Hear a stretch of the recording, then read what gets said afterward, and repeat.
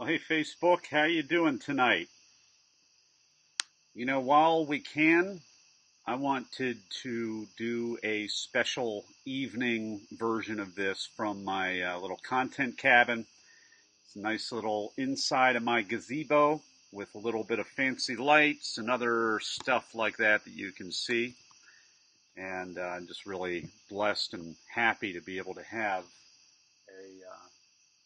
having a structure like this in the backyard. So what I wanted to do was just test out a little bit of content ideas that I've been thinking about, and this really undergirds a lot of what I've been doing lately here in Delaware. But regardless of wherever you live or work or play or do whatever you do, whether you live in Delaware like me or you live anywhere else, what I'm going to say is going to be really, really relevant to you, because I was thinking, why am I doing what I'm doing? Why am I doing the first ever monthly growth event that's open to the public, that comes with a certificate at the end, and that doesn't have any kind of an application or screening or elite type of screen out program? It's actually designed to be open to the public. It's designed to be completely to really just take the barriers and the hindrances and the obstacles that so many people have to their personal growth and just take it off the table. And don't think that this stuff is free to everybody. It certainly isn't free to me. However, what I wanted to do as more than just a goodwill gesture, but I actually wanted to sow into right where I live. And I figured, instead of just making this a one-time event, I want to make it like my mentor teaches. I want to make it a process. And some really great people have come alongside and said, hey, this is great. We want to sign up. We want to learn. We want to promote it. I've been getting some awesome shares. And so we've been doing this monthly growth event, and it's just been really incredible. But that's not my point. My point, and why I'm doing this here today, is because I think today, it's Labor Day, so I'm at Starbucks. I'm at a new Starbucks that opened a month ago, and I got new ideas and new thoughts. And in this case, the thought that I got was really kind of a foundational thought. Sometimes we do things and we don't know the why behind the reason that we're doing things. But today I got the why. I got the foundational structural thought behind what I'm doing. And when I got that thought, I thought, wow, eureka, that really is the light bulb moment for me. Why have I been feeling so strongly about doing these Lead Max monthly events? Well, it's because in my case, and probably your case, wherever you live, Delaware is downsizing. And the drama has been bigger in Delaware than perhaps where you live, because we're such a small state and we've had such big business in our state. And we have changed about 40 years back. We changed our tax structure so that we could be kind of a tax and a corporate incorporation haven for a lot of businesses. I believe like half of the Fortune 500 companies, or half of some crazy statistic is headquartered in Delaware. Just I could be wrong on that, but I mean, it's a crazy statistic, and it's disproportionate. If you drove through my city of less than 70,000 people, you would think from the skyline you were in a city of maybe 500,000 people, because the skyline is pretty huge. It's not Philadelphia's skyline, but it's a pretty significant skyline. I mean, it's kind of reminded me when I lived in Akron, Ohio, which is a city of, I think, about 300,000 people. I think we have a bigger skyline than Akron, Ohio, and you probably don't know what the heck I'm talking about. You've probably never been to Akron, Ohio, but they have a little bit of a skyline there in Akron, Ohio, and it's all because we have such a corporate presence. So my question to you is, what happens when, because of economic factors, because of socio-political factors, because of just whatever factors are out there. The economy is overall in decline, even though we're not in a recession right now, thank God, and we're not in decline. But overall, things are becoming decentralized. I mean, in the political elections, I mean, a year ago, Brexit, it's becoming decentralized, becoming more, the fiefdoms are rising, the nationalism is rising. The election here in this country, we said no to globalism. We said yes to a kind of a smaller worldview. Some may argue that, and I'm just going to run with that assumption for the sake of this argument here today. So my biggest point is, when the world as we know it is downsizing, what can we do? What should we do? And here, in this little episode here today, what I want to do is suggest to you that this is the biggest opportunity in our generation, especially if you live here in Delaware like I do. This is the biggest opportunity we've had for growth in a whole generation. There is nothing like it. I mean, this is huge. This is absolutely huge. When all the people are wringing their hands and the politicians are going willy-nilly to try to attract anything that would be good for business, and we're not desperate here. I don't mean to make that impression. There's no panic. But there is, in a positive way, there's a real recognition by the powers that be, by the political entities, by the people in the mayor's office and the governor's office, that the future is not any longer in big business. The future is not in the giant conglomerate corporations here anymore. You know where the future is? And everybody knows it? It's in the co-working spaces. It's in the entrepreneurial community. It's in the startup incubators. That's where people know that the future is at. And it's really, really special, and it's really, really a shot in the arm in the right direction. And it's really a great thing to be able to see all this stuff. It's a great thing to see the recognition beginning to happen and beginning to come. So I am just really excited, and I wanted to flesh out 5 reasons. These are my 5 reasons why this is a really good thing. And as I talk about this, little mosquito in here, as I talk about this, this is just you being engaged and watching this really helps me, because I'm going to be rolling this right back out for our Lead Max events. So if you are local and you haven't been to a Lead Max and you haven't registered yet, you got to register, you got to sign up, because it's amazing. And what I'm going to do is, this is going to be a sub-theme in my future events, because it just makes so much cotton-picking sense. The Delaware is downsizing. This is a huge opportunity. And here you can join this program that has a certificate at the end. If you are in transition, if you maybe just got laid off, maybe you are reskilling, maybe you are in some kind of a scholastic program, but you really want to have the soft skills to be able to take whatever you're learning in your bachelor's degree or your GED or your master's degree or whatever certificate program that you might have elsewhere. You know, that skill that you have, that you're learning, without the ability to lead yourself and the ability to reframe your thinking in a positive way in the situations interpersonally that you're going to come up with, without that ability to think on your feet and be able to lead yourself and be able to lead up in the organization, be able to lead across in the organization, without those skills to be able to self-lead and self-manage yourself.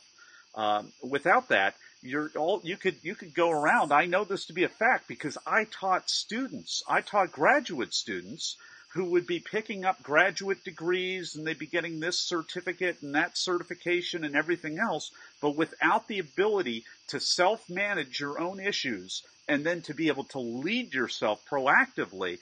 It doesn't matter if you have a PhD. You know, there are a lot of homeless people who have higher degrees than you would ever imagine, and they're homeless. And one reason may be, it may be because it's by choice, but it may also be just because of you have a really high skill level in one area of life, but in other areas of life, maybe interpersonal areas. I'm not making a blanket statement, but in other areas of life, perhaps you have a much lower skill set in some things that culturally we don't emphasize.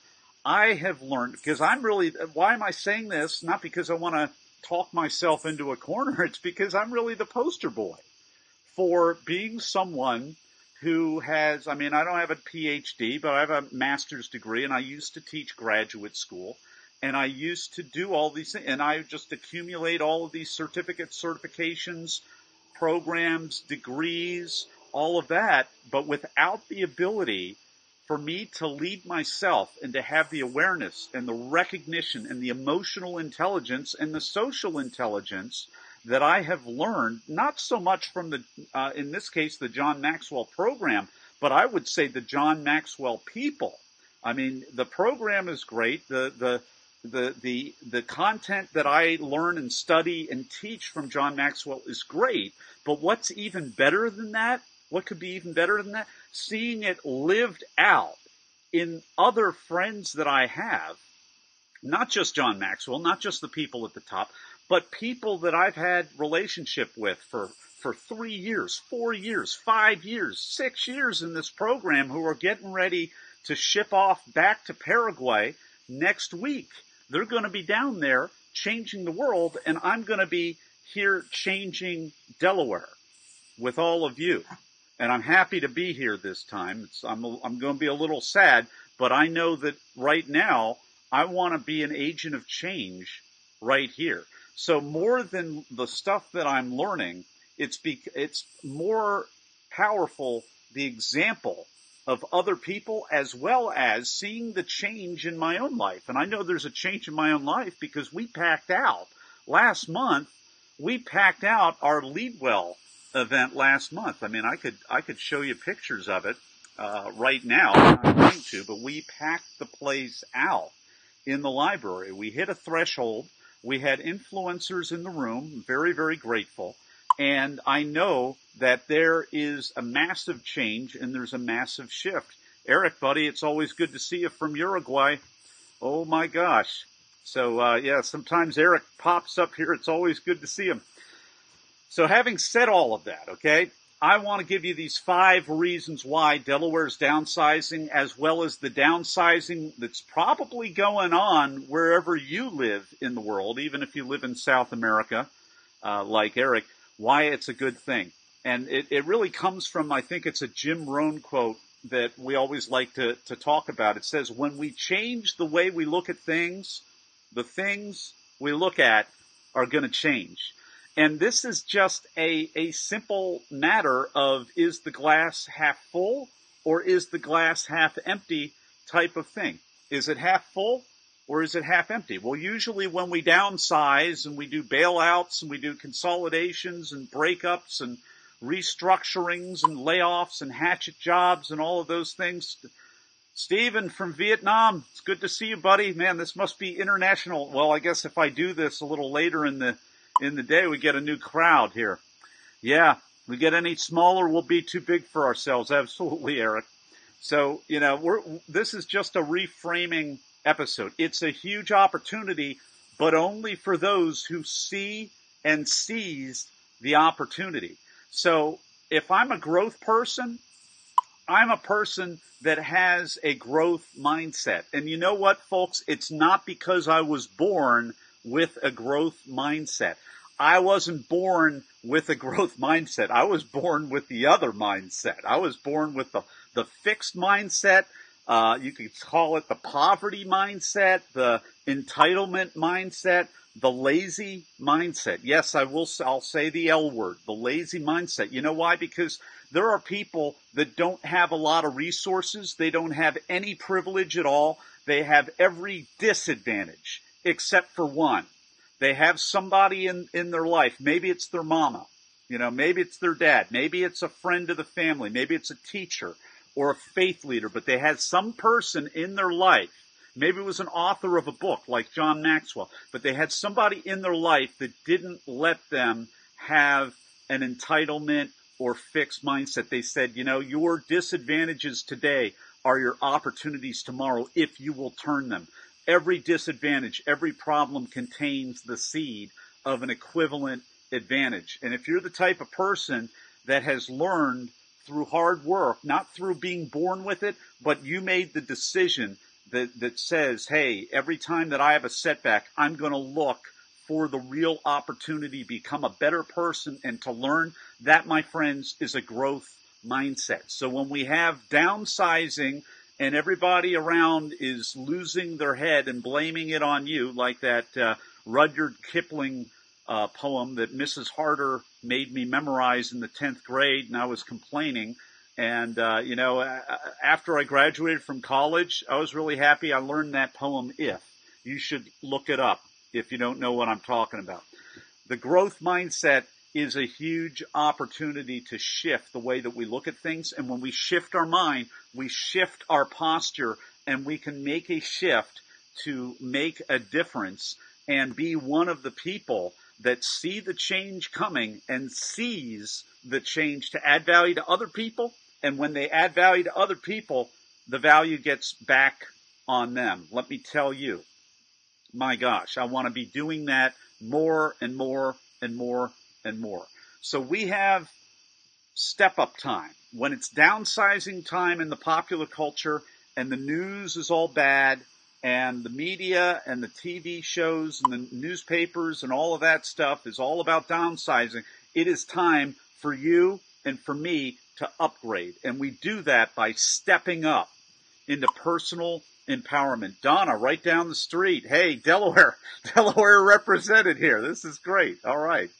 Man, we have Vietnam, we have Uruguay, and it's good to finally have somebody here local here. So awesome.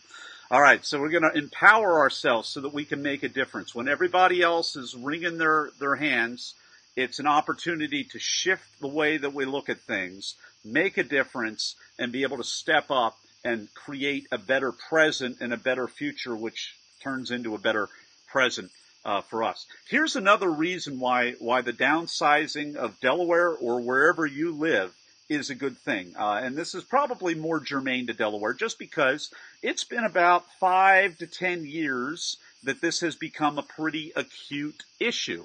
So at this point, I remember doing my first mastermind group in the original Coin Loft. Now, Donna will know what I'm talking about because here in Delaware, we didn't always have co-working. Here in Delaware, we're kind of, I don't know that we can really call ourselves pioneers, but for smaller cities, I think we absolutely were pioneers because we've had co-working spaces here for the last at least 5 years. And we have, I think, 3 or 4 right here in Wilmington. We have others in Newark, and we have other ones probably in other places that I don't even know about. So after about 5 years of having these co-working spaces, having these startup competitions with the Kauffman Foundation and these startup weekends and the global startup battles and all of that, I found out, it was great because the people in my mastermind 5 years ago, they started arranging and organizing these events, and other people come in and whip the whole thing up, and it was great. But then the year after that, they would be leading, and they would be the mentors, and they would be the faculty for the startup weekend. And now they're building businesses and getting awards and making money and hiring people and becoming a real part of the startup ecosystem right here. So, John, good to see you, my friend, right over the border in PA. Awesome. So one of the benefits that we have here is after a few years of this, the powers that be recognize the power of the decentralized entrepreneurial startup. Rita, good to see you, part of our TEDx tribe. Oh my gosh. And so having the recognition by I was in a meeting with the governor and I believe now the mayor wasn't at that meeting, but it was a small room. I don't know how I got in. It was on Eventbrite. I mean, I had no idea. Eventbrite. They said Taming the Tiger, learn from, the turnaround of Ireland's economy. And I said, well, this looks interesting. And then they said something about remarks from the governor. I click, oh, sure, I'll be there. And I went to this meeting, and sure enough, I thought it was going to be a bait and switch. It wasn't. It wasn't a bait and switch. The governor was there. There were some very prominent people in the room. I don't know how, frankly, I got in the room, because I think there was one other, coach consultant type person, and that person was acting like a coach consultant. I was trying to kind of, not be super promotional or super salesy. I was just trying to meet people and learn about them and add a ton of value. Edge, it's good to see you, my friend. So I went to this meeting, and it had the freaking former Prime Minister of Ireland there, and he was given all these lessons learned from the turnaround of the economy of Ireland, and the governor was there taking notes. Why was the governor taking notes? Because we need to take notes from other turnaround places. So all of that to be said, it's a growth opportunity, and the powers that be are sitting there and watching. But my question for you is this. This is all great for the small business companies, and you may be watching this and saying, hey, well, Nathan, I'm not an entrepreneur. I don't have a small business. That's okay. You know why? Because if you're growing yourself, and if you're adding value to yourself, and if you are becoming a person of greater influence, then you're not just going to lead the people below you and the people aside from you. You're going to develop enough of a track record to start influencing other stakeholders and eventually develop such a reputation that you're going to be able to lead up. Yes, you're going to be able to lead higher than yourself. And when that happens, some of the powers that be, they may tap you for some things. I mean, there are people, I remember when not even a year ago, we had elections, and we elected here in Wilmington, we elected a CEO, a business person who had a massive role in the revitalization of Wilmington in an absolutely huge way.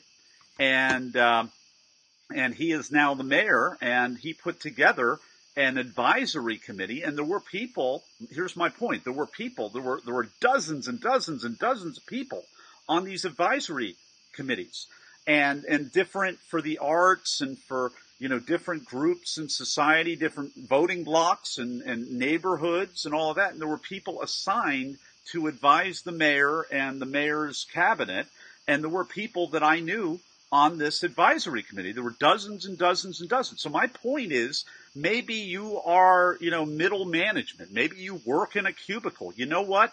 That's great. Okay. This is for you, because when you start adding even more value to yourself, and not just in, coding skills or certification skills, but in the soft skills. That is what we often overlook, because the soft skills is, the new awareness that you get when you rub up at, in the parking lot, or you rub up at the, the water cooler against that person that's just kind of annoying or irksome to you. When you're growing yourself and growing your soft skills, you may become aware of something inside of you that has nothing to do with that other person that is causing the rift. Or you may be aware of something that they're doing that you can just kind of, in a non-judgmental way, just kind of make them aware of and fix the issue. Or you could fix yourself. But those are the kinds of things that happen when we add value to ourselves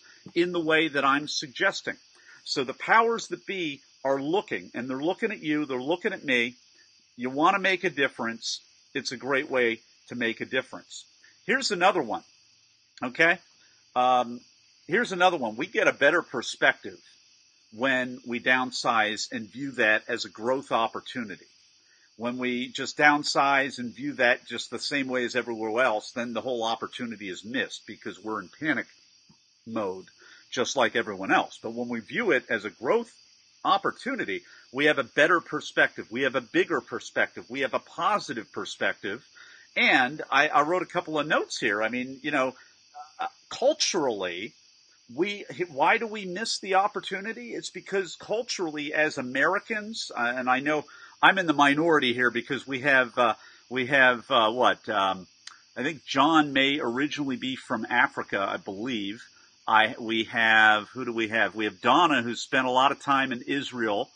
We have Eric, who used to live in America, but he's expatriated in South America now. And we have Stephen over here, who is in Vietnam.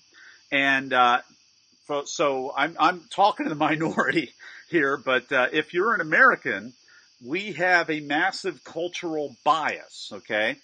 And we think the bigger is always better. But I'm going to reframe this, because how do you get big in the first place?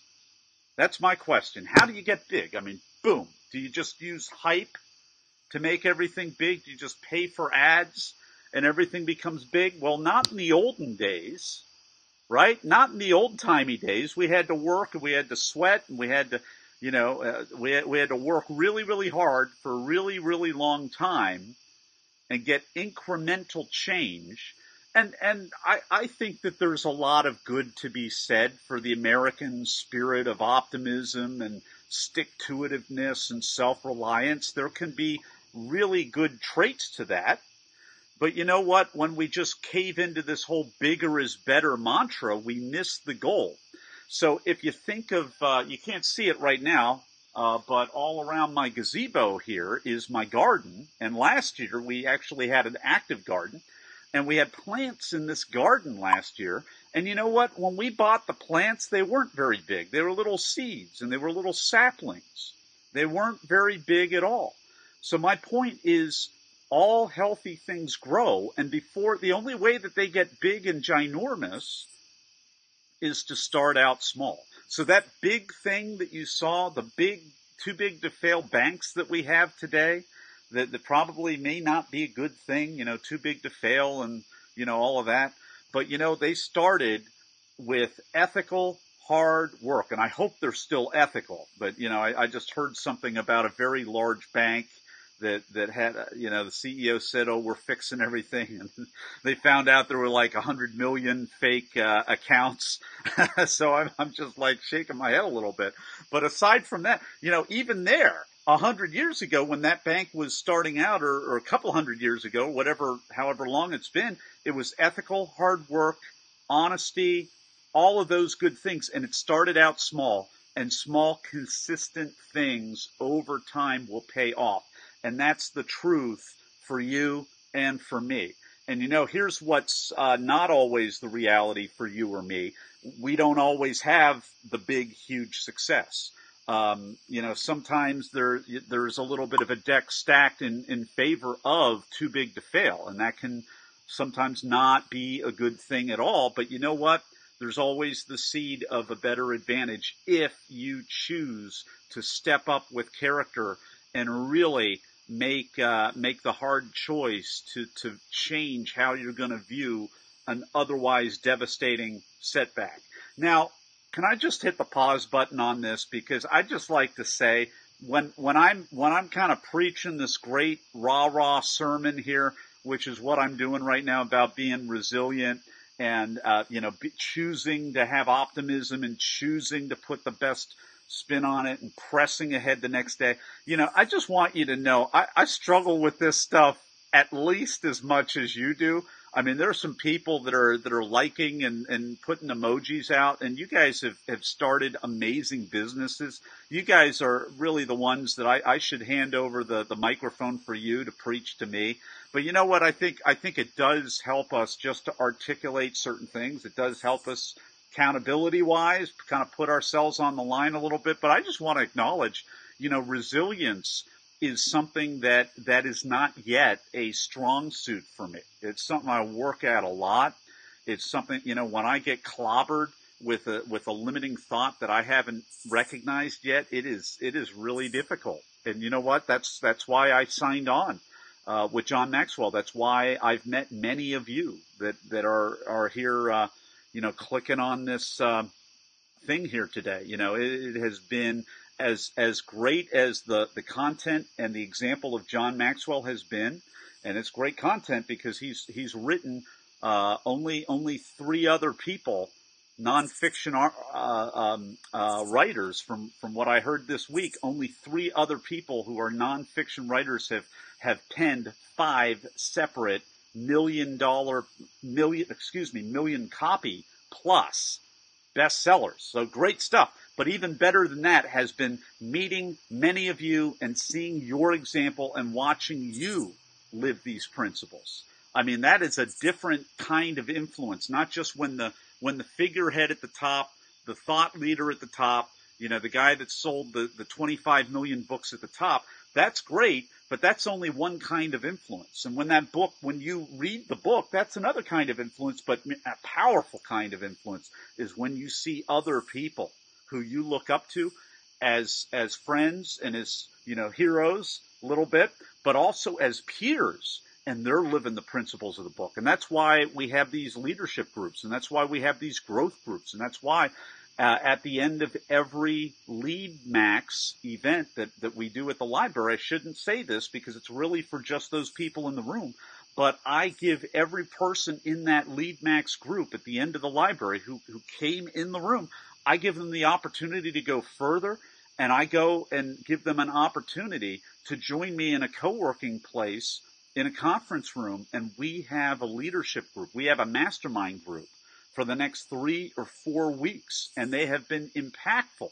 Oh my gosh, it has been impactful. Can I just go off on a little tangent and tell you how impactful it is? I mean, my friend Sharon, my friend Sharon has been coming to the most recent one of these, and she has been telling me all this stuff. She is like a fundraiser. She's raised all kinds of money for cancer research and gotten all kinds of credibility here locally because of all the money that she raised. And she is a leader. I don't know if she realizes how much of a leader she is, but I mean, she tells me a story. I can tell her why the leadership worked for her, the principles from John Maxwell's books that she may not have even been aware of, why these principles work so well for her. It is just absolutely huge, and that makes her feel even better. And that's great because I want her to go back and raise even more money for cancer research. It has been absolutely huge. So I think the final benefit, I don't even know what all 5 are, but I'm just kind of on a little rant and a little bit of a roll here. And the final benefit is that when we view downsizing as a growth opportunity, that empowers all of us, no matter how hard the times are, to make a difference. Okay? Current event. Okay? Timely current event. Houston. Harvey. Okay? The saying is, don't mess with Texas, right? And this hurricane blows in and messed with Texas, and it's 10 times bigger than the devastation of Katrina, from what I understand. It is not an easy situation at all, but we're seeing the stories of people helping one another. They're not saying, hey, did you vote for Trump, or did you vote for Hillary, or are you a Republican, or are you a Democrat, or are you this religion, or are you this race or background? There are just people helping and saving lives. There are people donating money and raising awareness, and they're just helping other people regardless of what those people believe. And after the month that we had last month, isn't that wonderful to be able to see that? It's a growth opportunity whenever life or Mother Nature or just the way the cookie crumbles gives us a little punch, we can punch back. And again, am I the poster boy for punching back? No, I'm the poster boy for, I learned you just got to turn the other cheek all the time, and it was a total misinterpretation and a total misreading. So now later in life, I'm belatedly developing a little bit of resilience here. And it's good to have resilience. It's a whole lot easier, and I think it's the way that we were wired to have resilience instead of just sucking everything up all the time. Certainly a time and a place to be able to be meek, to take your strength and your fight and keep it under wraps and not strike back. But you know what? There are times to strike back. So I'm learning that myself. Anyway, hey, I hope that this added value to you. Hey, those of you who are locals, okay, so I'm calling out I'm calling out Rita, and I'm calling out Ajit, and maybe John a little bit here, but other people who are local. Donna, hey, I love. I know John's doing his own library series up in over the border in Pennsylvania, which looks like it's going extremely well. Well, you know what? Spread the word to anybody you know here in Wilmington, anybody in the region, okay? Every month, lead max. So I put myself on the line. I put my reputation on record because we're going to close out 2017 with 4 of these best-selling curriculums. I'm going to give out a certificate to anybody that is able to make 3 or 4 out of the 4 that we do. And then we're going to roll it right on over into 2018. We may still be in the library. We may go to a different place in 2018, but we're going to continue with this. You know why? Because I don't want to stop there. There are a lot of organizations that are losing revenue, losing market share. The teams are atrophying. The teams are, always being combined and then taken apart, and there are always new people on the project team, and there are just so many tools. It doesn't have to be a loss of huge momentum. You can recoup if you're a project manager, if you're an executive, if you're a department leader, if you lead from the middle. It doesn't have to be a drastic loss of momentum. There are tools at your disposal. There are resources that I am giving for free to the community that you can easily send your team to, or, you know what, you can bring me into wherever you are. You can bring me in, and then we'll get that magnifying glass, and we'll do a custom program to target whatever momentum that you don't want to lose and whatever changes you have on the horizon. It's going to be absolutely critical for you if you want to maintain your number 1 positioning in the market, that you can't lose momentum. Or if you're number 2 and you're trying to overtake number 1, you've got to not just keep your momentum and guard your momentum, but you've got to implement the elements of high-performing culture wherever you are. So anyway, that's my little commercial. And the point of the commercial isn't the commercial. The commercial is what I've learned in the last 6 years of the John Maxwell team as a founding partner is this one thing. And that one thing is I can't do it alone. I can do it, but I can't do it alone. And as much as it's taken me 6 years to say this, I need the help of other people that know about the growth, that know these killer principles, that have gone through a leadership training, that have done the hard work of not just reading or being aware of the principles, but applying the principles in their life. I need your help to get me into those places where they don't have a ton of time. They don't have 12 weeks to go through a mastermind group. They need rapid assistance. They need rapid interventions by their own admission. So anyway, that's another dimension of what I do for Delaware. And I know that the only way that I'm going to be able to help inside an organization is by bringing the rest of Delaware and the rest of the world into the library, partnering up with a killer institution like the Wilmington Public Library, teaming up with them, opening up our doors without any application, without any fee, without any kind of qualification other than you do have to register, and don't just like it on Facebook. You have to actually register and get a confirmation.